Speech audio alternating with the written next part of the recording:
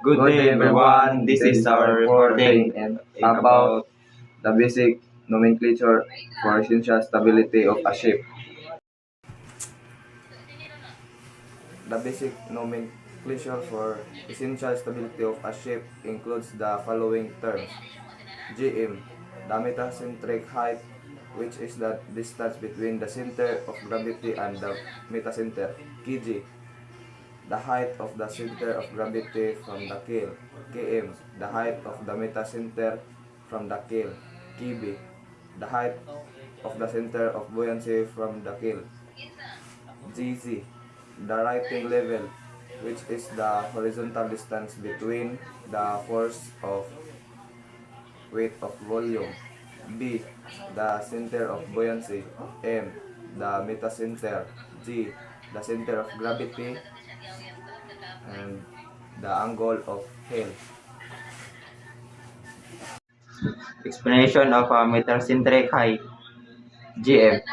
The metacentric height GM is a crucial measure of the ship initial stability. A higher GM volume signifies better initial stability, indicating the ship's resistance to tilting.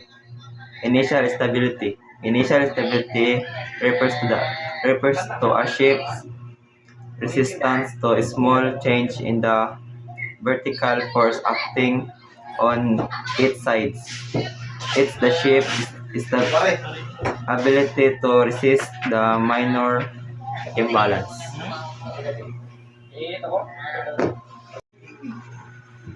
Stability of a ship. The stability of a ship is an inherent tendency to return to its upright position after an external force, like waves or wind, applied and then removed. This is its overall ability to right itself. Factors affecting ship stability. Several factors influence ship stability. Shape of the hull. The design and the pour of the ship underwater bodies significantly impact in stability. Drop the depth of the ship hull below the waterline affect its stability.